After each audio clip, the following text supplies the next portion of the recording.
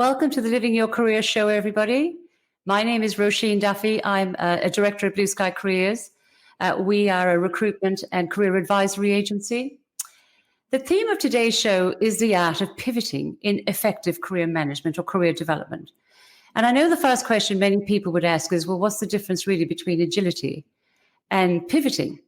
Well, if you consider that agility really means that you flexibly or you reactively and quickly respond to any environmental changes, whereas pivoting, on the other hand, means actually taking your knowledge, your skills, your experience, your passion, your values, perhaps taking them from a place where they're underutilized to taking them to a place where they can provide more value, and then reaping the rewards of that value.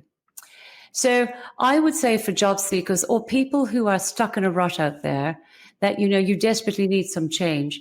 As Chris would say, and you're about to talk to Chris, the difference between pivoting and agility, pivoting really is about perhaps not going where the wind takes you, but taking actually control of your career and the design of your career, and then allowing things that you possibly hadn't even thought about or conceived, allowing them to happen. And I think with that, I'm going to introduce you to the famous Chris Veraa. Chris is a strategic business leader. He's a policy and governance chair and co-chair of various educational boards. Chris has a diverse work history. He's worked in, obviously in higher education right now, transport, local government, and media. He holds a dual role of Associate Vice President, South East Queensland, and also Director of Strategic Engagement for CQUniversity. Chris has an executive MBA. He has studied new venture leadership at MIT Sloan School of Management, and he's also a graduate of the Australian Institute of Company Directors. Chris Veraa, welcome to the show. I know you're a busy man, you have a young family, and I imagine this year has been an incredibly busy one for you with COVID-19 and all the changes in the tertiary sector. So thank you for taking the time to join me on the show today. Thanks for having me, Roisin. Pleasure to be here. Oh, thank you so much. I guess the first question really for you, Chris, is this was the first question for pretty much everybody I've interviewed so far in the show. When you started out, did you think to yourself, I've got a career plan, I've got a kind of a career direction? Tell us a little bit about your background and how you started and how you've evolved. Yeah, look, that's a really good question. For me, funnily enough, and ironically enough, given the subject of what we're talking about today, I really had no career design, no career plan when I started out. I was somebody who hadn't really given much thought throughout my high school years to what sort of career I'd be passionate about or what I'd excel in. And I left that decision to a very late moment in terms of application to university. So at the time, I was doing really well in English, and a parent said to me, my father said to me, what are you going to do? And I said, I don't know. And he said, well, you're pretty good at English. Why don't you give journalism a try? And so, with that influence, I just sort of ran with it, and I went straight into this career in journalism, first through study and then through cadetship at a regional newspaper. And that was a great start, actually. It was something that built off my natural skills in terms of written and spoken communication. It was a job that really exposed me quite quickly to a diverse number of different skills. So stakeholder engagement, liaising with people at all levels of society, working with digital technology in quite an early stage in terms of newspaper layout and things of that nature, even dabbling in things like photography, working in a small regional newspaper environment. So that was a nice kickoff, but it was by no means by design. It was very much flying by the seat of the pants. And it really bears very little resemblance to what I'm doing now and what I've done for the last couple of decades. So short answer, no plan, but the plan has shaped up over time. It's evolved. When we talk about pivoting, we often think of pivoting in business terms. It's really become kind of a common word that I'm hearing from the public servants, even in the private sector. This word, we need to pivot more. We need to be, much more dynamic in what we're doing. I guess, how do you describe pivot in the context of career management? I really like the word pivot. It's a really visceral image for me because I'm an old basketball player. So, the concept of pivoting is when you grab the ball with both hands and you keep one foot planted on the ground and move the other around to try and find your next move. And that's actually quite a fitting metaphor for this notion of pivoting. I think for me, pivoting, and you've touched on it already, it's the difference between reactivity and proactivity in your career. So there has been a trend towards talking about agility and businesses and people being agile. And agility to me speaks to this responsiveness to environmental stimuli, if you like. So being agile means that you can duck and weave as the situation dictates.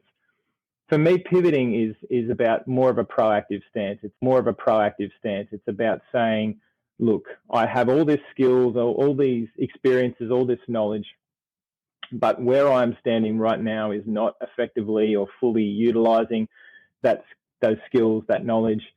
So pivoting will allow me to take this valuable thing I have in my hands and face in a different direction and put those energies into a place where they'll be more effectively utilized. And I think you can talk about that in a business sense, or you can talk about it in a personal sense. So through COVID-19, I don't know about you, but I've heard a lot about businesses pivoting. And so if I could give an example, and I really just made this up in my head about 5 minutes ago, but I think it's a good example. Let's say you were in a business that made formal wear, and you made tuxedos and formal dresses, and that was, a successful business, and you had a roaring trade, With the advent of COVID-19, all public events are cancelled for a 9-month period. So that once thriving business may actually go quite pear-shaped, and you might find yourself with very little business, very little revenue. But the skills that you've acquired, you might have access to great fabric wholesalers. You might have sewing expertise. You might have great online sales channels. And if you look at the external environment, you can say, well, actually, I can put that fabric and those sewing skills and those supply channels to good use by making face masks for people who don't like the normal disposable variety, and they might like something that's a bit more sophisticated with quality fabrics and sequins and things like that. So that's an example of a business pivoting through a difficult period. By the same token, I think you can apply it to a personal context. And that's whether you're mid-career, that's whether you're job seeking and between jobs. I think you can actually do almost an audit of your skill set, your expertise set, and say, this is what I've got in my bag of tricks. The current situation is not necessarily utilizing that to its full potential. Where can I take this to not only benefit my employer or my business, but also to benefit my career trajectory as well? So it's almost recontextualizing. I mean, I say this to people a lot. When you come to a point where you're not, you love what you do, but where you are, it's almost a bit, you need to change the game. Yes. And I call that recontextualize. So you can either recontextualize, and then on top of recontextualizing, you can actually, as you say, turn in another direction. I'm curious, what was the first point that you actually implemented, the whole point of pivoting? Was it something that was in the folklore or in the business conversation at the time? Or was it just something that, this recontextualization and stepping in a different direction? Did you just suddenly come to that of your own sort of volition? I actually think my first clear pivot was only really visible in hindsight. I think at the time, I wasn't aware that that's what I was doing. But if I reflect now, I realize it was actually a pivot. And it actually came quite early in my career. It came basically a year into my career. When you are studying journalism and you go into your first job, you do this sort of notion of a 1-year cadetship. So you learn the ropes, and it kind of is your stamp of approval as being an effective journalist. And I really enjoyed journalism, that sort of mainstream media, newspaper journalism. It was an enjoyable job, but it wasn't particularly well remunerated. And money's not everything, but But at the time, I could see that this was going to be a long, hard slog to sort of build up a head of steam in terms of earning potential. And I thought, do I want to stick it out for 10 years and go through that? Or do I want to actually see if there's a fast track here in terms of where I can take this skill set that I've acquired through study and on-the-job training and put it to use where it might be more highly valued. And so that was actually my pivot into public relations and media relations, where I sat on the other side of the fence in a corporate or government environment and could actually utilize the skills I gained to liaise with the media on those organisations' behalf. And so I found that was a clear pivot where I'd taken a set of skills that were broadly applicable. This notion of liaising with the public, crafting effective messaging, understanding the science of media and the timing and the art of the pitch, and putting that in an environment where it was going to be potentially more highly valued by the employer. And I actually haven't looked back from that. It's interesting though. I mean, I think this notion of pivoting, it can be a bit of a sliding doors moment. So you never know where. Yeah, you never know where your career will end up. And look, maybe if I had stuck with traditional journalism, maybe I would have been posted overseas. Maybe I would have written a piece that won a Walkley. Maybe I would have found my way into an editor's chair. I don't know. You just don't know where that trajectory is going to take you. But I think it's an inflection point, and you sort of say, do I go this way? Do I go that way? I've chosen to go another way, and I'm really satisfied with the career outcomes. So I think there's no sort of there's no downside to not pivoting, unless you really feel that where you are is a dead end and you're almost forced to maneuver. And I think for people in that situation, I think understanding the art of pivoting is really critical. I was thinking to myself when we were talking about this earlier, whether there's a particular stage. I'm thinking in particular the Qantas 2000 sort of operation staff, the ground handling people, their jobs are being outsourced. This came up yesterday. And look, everywhere is having to trim and slim and run their businesses as these are very unprecedented times for us, really. But I would think that was an absolute apt moment for people to actually think about how they can recontextualize and pivot. But I'm wondering whether there are other stages in your career where you had a discernible pivot, one by design, because some people would say moving from journalism into PR would almost be a natural step. But then let's look at where it wasn't perhaps a natural step, where you needed to be brave and back yourself. So what were those other points? Well, the clear one that sticks out for me is the transition from communications management to a more generalist form of management. I think I had made that pivot, even if it was more of a natural progression from the media side of the table to the corporate side of the table, but effectively utilising the same skill set. And as I went on in that career of media relations and external relations, I actually started to add management to my cap, if you like. I put that management feather in my cap and started managing staff, managing teams. Gradually, those teams got larger. And as you step more away from the practitioner role, so no longer necessarily spending all of my hours liaising with the media on the front line, but maybe acting in a more strategic position, doing more of the air traffic control of team management. I found that I gained this skill set, which in the best sense of the word was quite generic. It was broadly applicable to whether that was a communications team, whether that was an operations team, whether that was a HR team. There are aspects of management that are broadly applicable to any context. And so at the time I was in my role at CQUniversity, my current employer. I was the Director of Corporate Communications, managing the university's media, internal communications space. And a vacancy came up within my broader work unit for a Director of Student Experience. And that was a role that was responsible for managing admissions to the university, student admissions, managing frontline customer service, managing outreach with schools, managing the provision of student services. Very foreign concepts to me, apart from the fact that maybe I'd been on the receiving end of those things as a student many years prior. But I actually sort of did a little bit of a skills audit and an expertise audit and said to myself, look, I'm looking at this role and I can see that I already know the organisation. I already know the broad managerial skills that will be required to manage this team of people who are subject matter experts and really know what they're doing.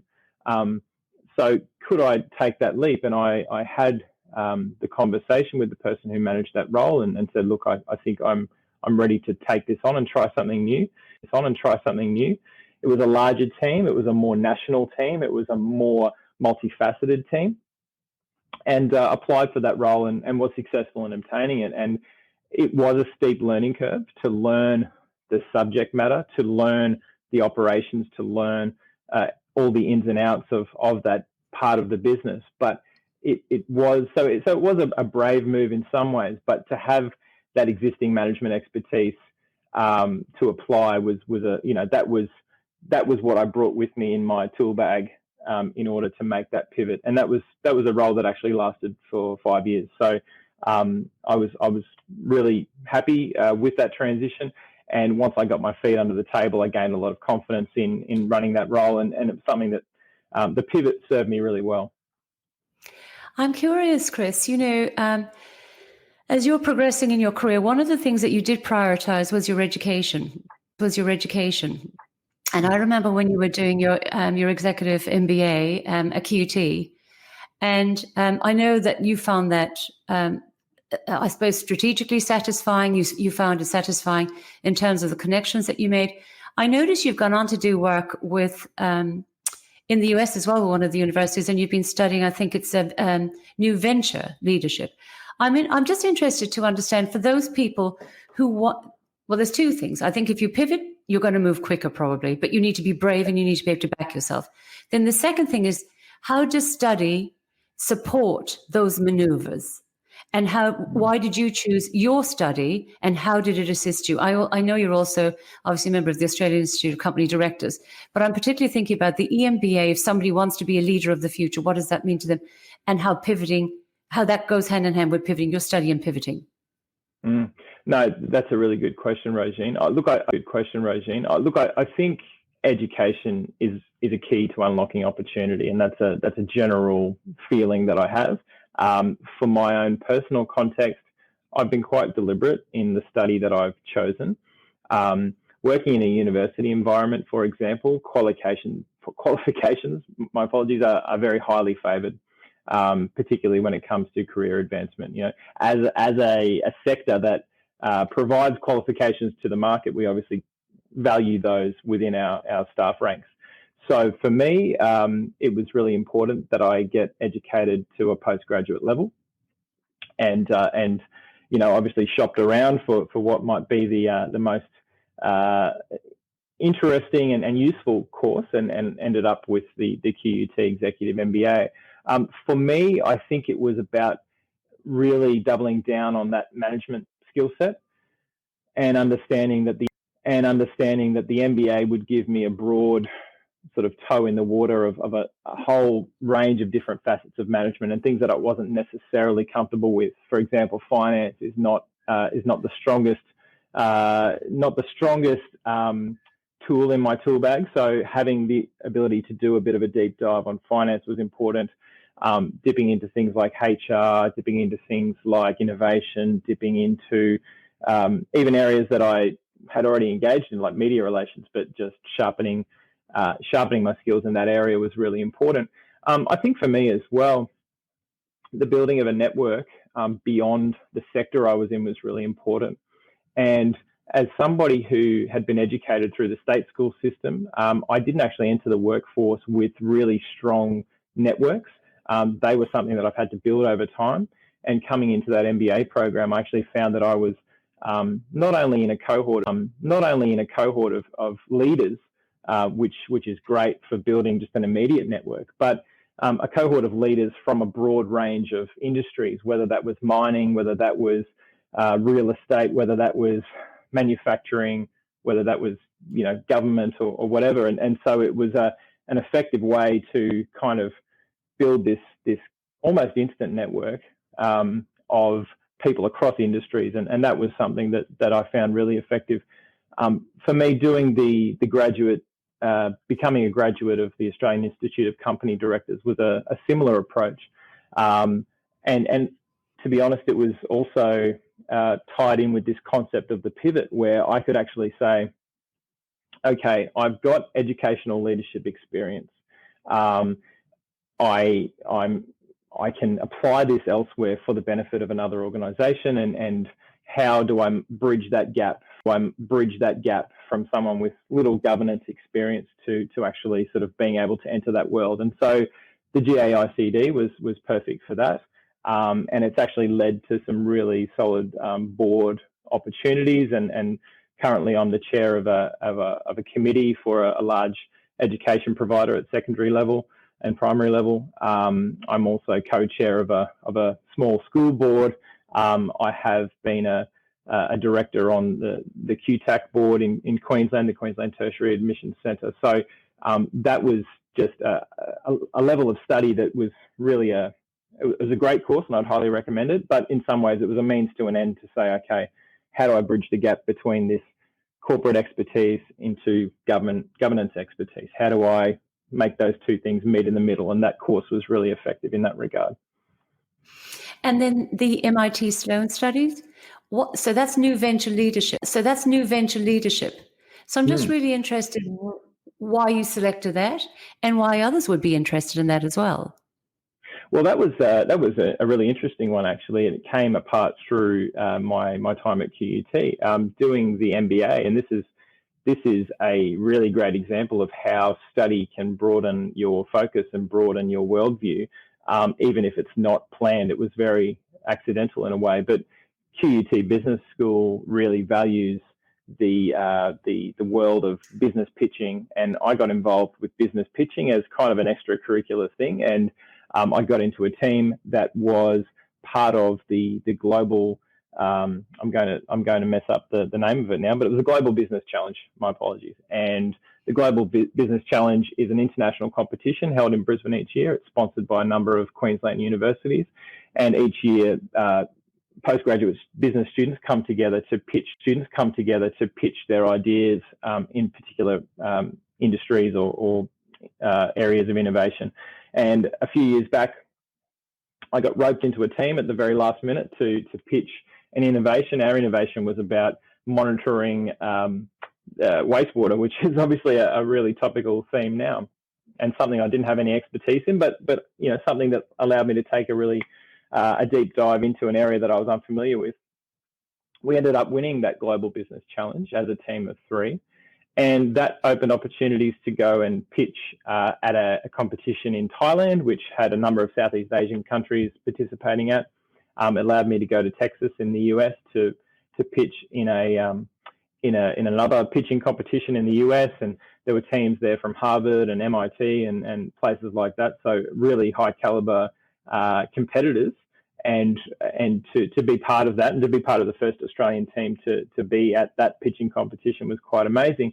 So I had a little bit of a reputation for this notion of business pitching, and when QUT in Brisbane was able to host MIT for their inaugural New Ventures leadership course, I was tapped on the shoulder for a half scholarship to say, would you like to take part in this? And I thought, well, to study with MIT in my hometown in an area of innovation is obviously an opportunity too good to refuse. So sometimes these things are just very opportunistic, and opportunities can fall in your lap and you can capitalize on them. And that bit of study probably wasn't part of this master plan. Of building my my repertoire or my set of qualifications, but it was a nice happy accident and something that was quite an amazing experience, actually. I think what you're saying is that if you take the steps, then you don't know where they lead you, but they will certainly very likely lead you to opportunity if you back yourself. That's what I'm hearing. Well, you need to be bold.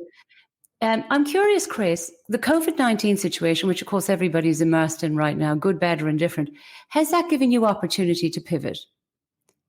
It has. Well, I actually don't know if it's allowed me to pivot. It's probably allowed me to be agile. And so I'm, and I think it's important to have both skills in your repertoire. You can't always constantly pivot. I think, there are some times when the external environmental factors impact you and you have to sink or swim. So for me, working in higher education, COVID has been obviously a huge disruptor for our industry this year, because Australia is such a dominant player in the international education space, and international education, maybe not this year, but in years past, is actually the third biggest export industry we have here, and people don't necessarily realise that. So it's hugely lucrative, but it's also hugely important for global relations. It's just a really important industry, and with the closure of borders during COVID, that has obviously stopped the supply of customers or students short, and has brought that part of the education sector to a grinding halt.